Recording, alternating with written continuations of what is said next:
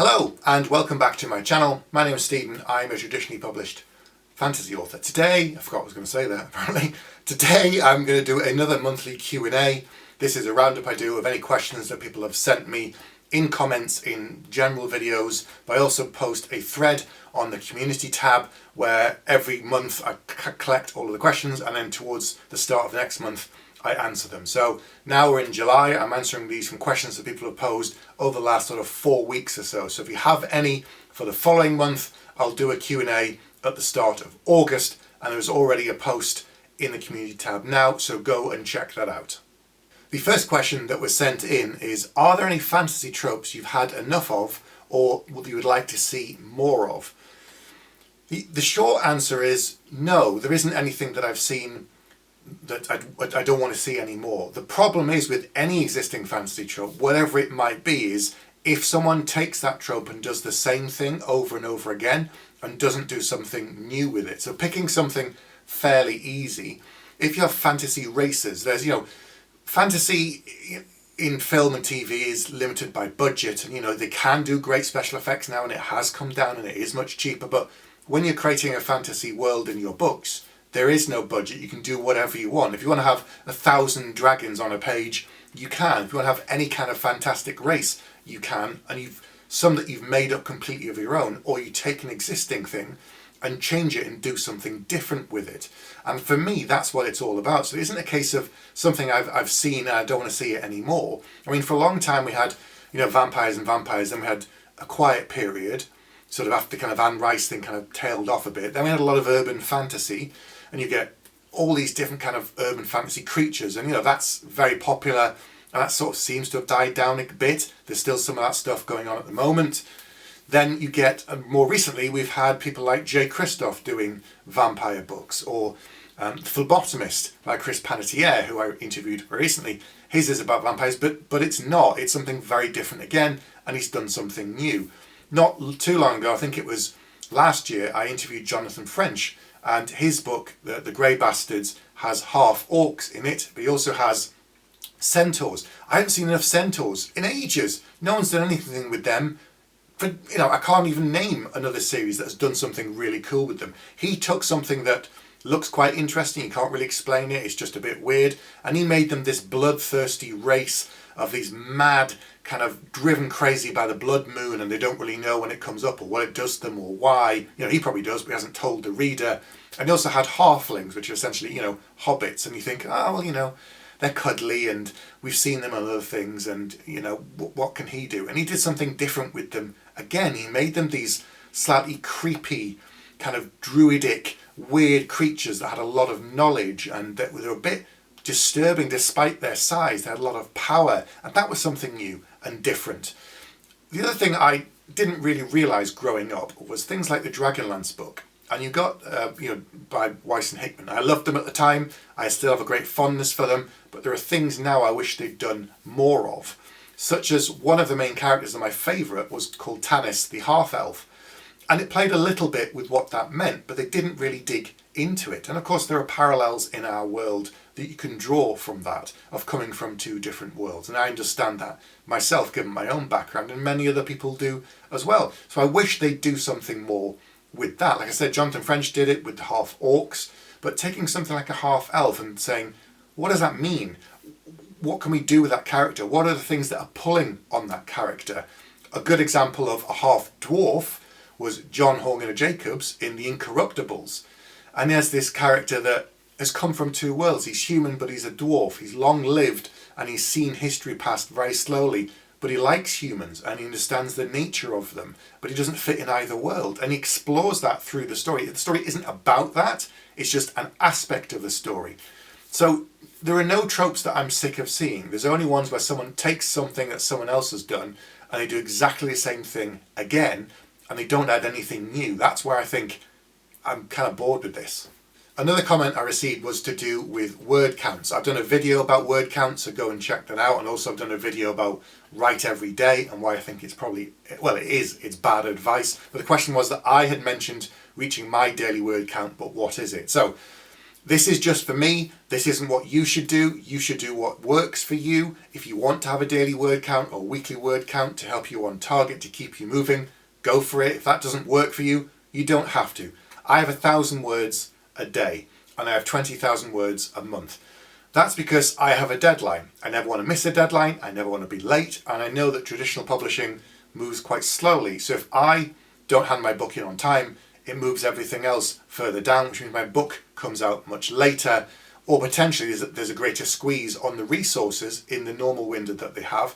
And I don't want to put pressure on the editors and the cover designer and everybody else that works, promotion and marketing and printing and all that kind of thing. So I do 1,000 words a day, 20k a month, and I know that in theory I can write a book anywhere between 6 to 11 months, but the fastest I've ever written a book is 6 months, and the average is somewhere about 9 or 10.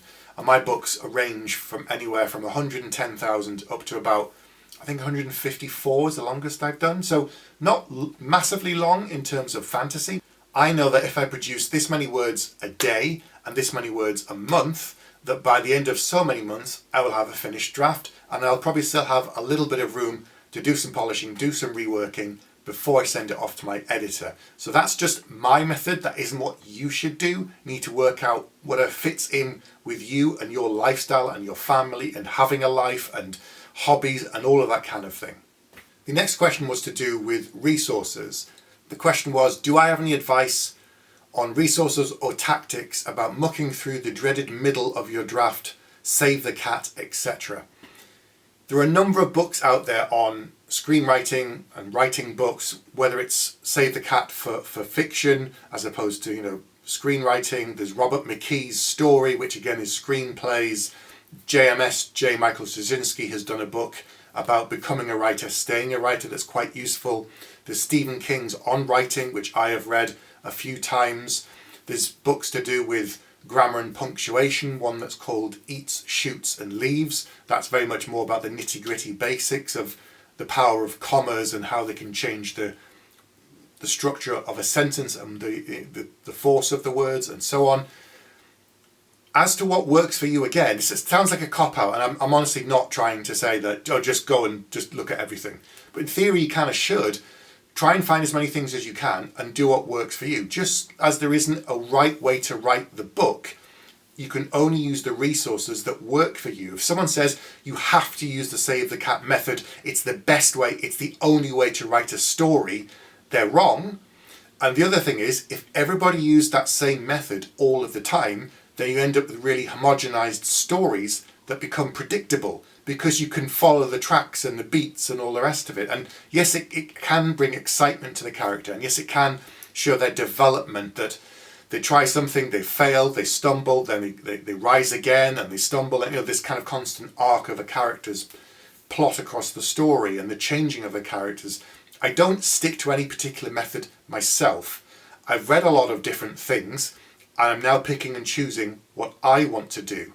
And you should do the same. Sample everything and work on your own style and approach. Just as people say you must plan your stories and others say you have to just write by the seat of your pants. That's a spectrum. It isn't one or the other. It's not, an absolute switches on either side. You find somewhere in the middle, and if that works for you and helps you finish a draft, which is the most important thing that I say all the time, go for it. As for how to get through the middle of a draft, most of the writers that I talk to who are published, and many of the others who are not, struggle on that first draft at key moments. I have a section, I'm going to curse briefly if anybody's watching with children. I have a section on every single book that I'm writing, somewhere around the 30,000, 40,000 word area, that I call the oh shit moment, where I'm convinced that the book I'm writing at this present time is the worst one I've ever done. I've no idea what I'm doing. I'm completely clueless. I don't know how I did it before, and I should just give up and never write again.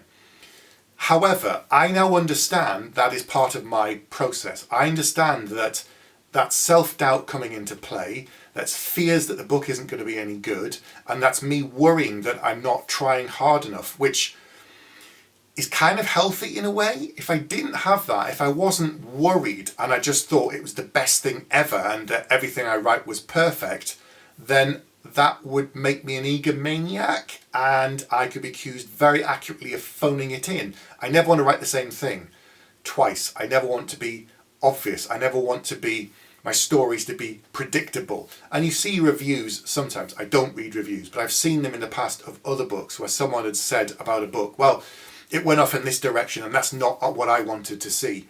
Well, it doesn't matter what you wanted to see. One, you're not the writer, and two, if it veered away from what you were anticipating, that makes it unexpected and unpredictable, and therefore better than following the trodden path that everybody's seen 1,000 times. As to how to get through the middle of the draft, all I can say is take breaks as much time as you can without losing momentum, and grind through that difficult period. That's the only thing I can do. I push and push and push, and after a while I get over that hump, that mental kind of struggle. I look back at what I've done and it's never as bad as I thought it was. I fiddle around with it and massage it a bit, tweak it, and then I move forward.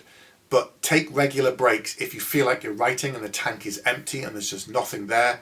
Take a breather, recharge your batteries, do anything other than writing, and then come back and push through and finish the draft. The next question connected to that was, do I follow any particular structures or methods when it comes to plot? Does this change for books, per book that I do on different things? I follow the same method on every book because it has proven to work for me. Very briefly, my first book that came out, my debut book, Battle Mage, was not the first book that I had written. I had written 7 or 8 or even 9 books before, and I was playing around and finding my approach, finding what worked for me. I planned my books, but at one stage during those years when I was submitting and trying to get an agent, I wrote a book completely by the seat of my pants. I didn't think about it too much. I just went for it, and it was an absolute disaster. I tried to fix it, and it couldn't be fixed. I would have to have basically started over from the beginning, and that was not something I wanted to do. It was a tough lesson, but I learned that that wasn't for me. So what I do is I'm a planner, but I leave wiggle room on how I create the structure of the story. I know the start, the middle, the end. I know milestones. I know the rough arc of each character that's separate, that I have like a separate document or it's somewhere else in the same document. And then I know how they all kind of weave together and overlap in my head, but I may put some notes down about that. How I get between the milestones, I don't always know. And that's the exciting part for me. That's the creative jumps that come in the moment when I sit down to write and it just starts coming out. And sometimes I look back and think, that makes no sense whatsoever. That doesn't work with the rest of the book. And you fix it. And that's the joy of editing. Other times I look at something and I think, well, that's a really cool idea. Let's see where that goes. And then I move forward and add stuff into the plot and add layers. And the best part about having an editor or somebody else read your work is they can't see the joins. They don't know where you've done certain things. They're just seeing the story as it has been presented to them. And that gives them some freedom. That gives them a lot of allowance to kind of say, well, what's this bit? You started doing something with here and then it trailed off and it didn't go anywhere. And it might be that when you were writing it, you thought you were going to do something with it and it just didn't work, or you were planning to and you kind of forgot. And that's why it's important to have fresh eyes, so someone can take that step back and view the book and say, right, what's going on here? And then they can help you with the plot. They're not rewriting it, they help you create a more clarified version of what you had in your brain and committing that to the page. The next question came from Amy. She's a member of Headspace, which is my private writing Discord. If you're interested in finding a community that helps each other with their writing, with submitting covering letters, synopsis, just giving general feedback on work, then check out a link to the Patreon below.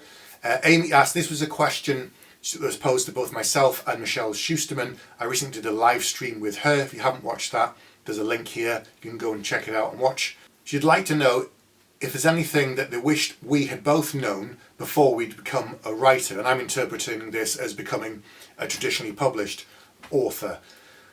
The thing I didn't really realise, I think we touched on this on a live stream, but I'm not sure, is that traditional publishing is quite slow.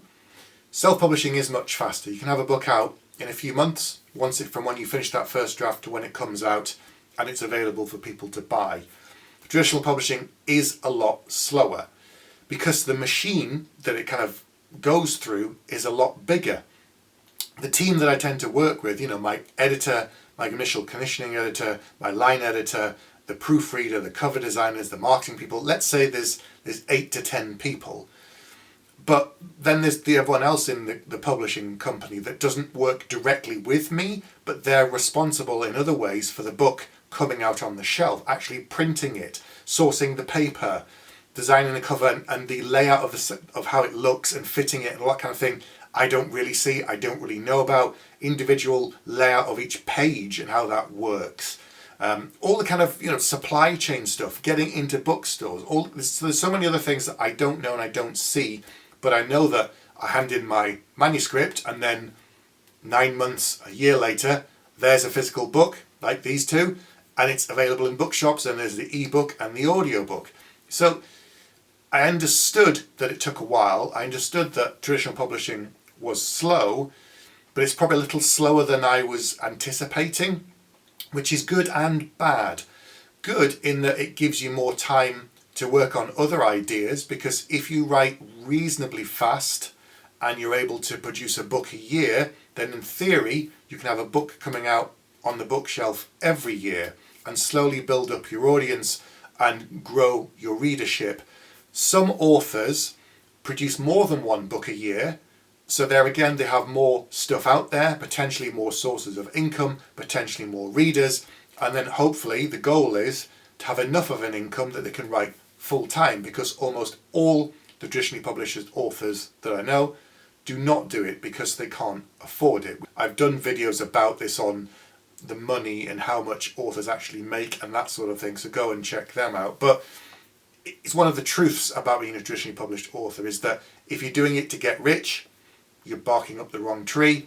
If you think it's going to hand a book in and it's going to be on the bookshelf in a couple of months, it really isn't. So it requires a lot of patience, but equally I get to work with some fantastic people who are really good at their job and they're experts of all the different aspects that they do, and I'm able to hand that work over to them, and we talk and we communicate. Nothing is done behind my back. I'm involved in every stage. I know what's going on with the book, but equally I can leave things to them and I can just focus on writing the book, and that's what I want, more time on writing the book. And I guess those are the two differences between traditional publishing and self-publishing, is how much control do you want with self-publishing, but equally that requires more of your time and more of your commitment and money, versus traditional publishing where I don't pay anything, someone else takes care of a lot of different things, and I have more time to focus on writing. So it's working out what's best for you. There isn't one right answer. Then a couple of kind of quick fire questions which I can kind of talk through about to do with my writing habits. So someone asked, what do I write on? What do I use, pen and paper or software? What kind of software?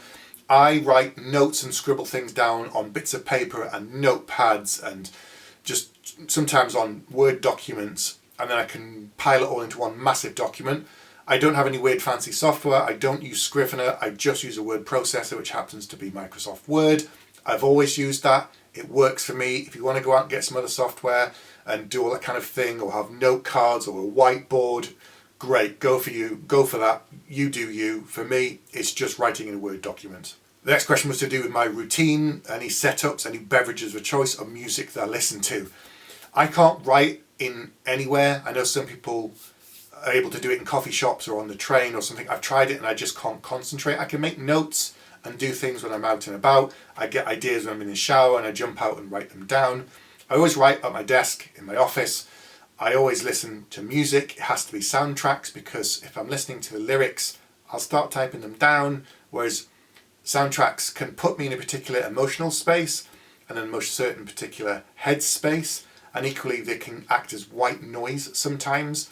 And my brain, like anything else, is a muscle for me in that it learns if I'm doing this at a certain time, at a certain place, with this music on, that means we're writing, and the routine breeds kind of a rhythm, and I'm able to get back into that rhythm. And the longer time I have away from writing sessions, I develop kind of writing rust, as it were, and then getting back in takes a while to knock that rust off for me. And it just, so while I don't write every day, the longer the period of time in the gaps between writing can cause problems for me, but sometimes I'll sit down and write, and I've said this earlier, the tank is empty, there's nothing there. That's when I know I have to have a break. Beverages of choice, I don't really have anything. Sometimes coffee, warm drinks in winter, cold drinks in the summer, something like that. The last question was to do with any anecdotes or life experiences that have made their way into my writing. I think I've spoken about this in the past. I write fantasy. There are lots of people making weapons out of steel, therefore there are blacksmiths. And I'd done my research. I'd watched Forged in Fire, I'd watched a bunch of other things, I'd read about stuff, and I blacksmiths and I thought I knew how it worked. Then I spent a day making a sword with my brother. He got it as a birthday present for me. We went to a forge on the hottest day of the year, somewhere near London, and we attempted to make a sword. Now, it wasn't a real sword, it was a cheat sword in that we cut lots of corners to make something that resembles a sword. And I learned a lot about working with fire, working with warm metal. I learned a lot from watching the blacksmiths and talking to them. And I learned it's a very kind of skilled profession and what you should and shouldn't do. And I've got things wrong in the books before, and I'll go forward and I'll learn and hopefully do better next time. Equally, archery. There's a fantasy author called Mike Shevden. He's an accomplished archer. He's been doing it for decades, and he's done a talk in the past at a fantasy con, which is a UK convention, where he talked about all the things that were wrong with archery in fantasy films like Lord of the Rings and other things, and how it's impossible.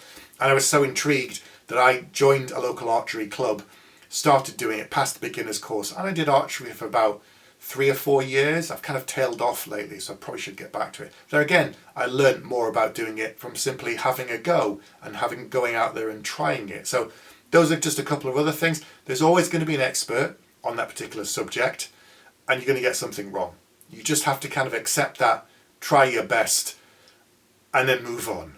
Otherwise, if you spent years researching everything and every kind of detail down to the nth degree, you'd never actually write the book, and it'll never be perfect, whatever that means. And equally, the 2 people complain that my sword can never be forged that way is 2 out of thousands of readers, and I'm okay with that. There's something else in the book that I got wrong.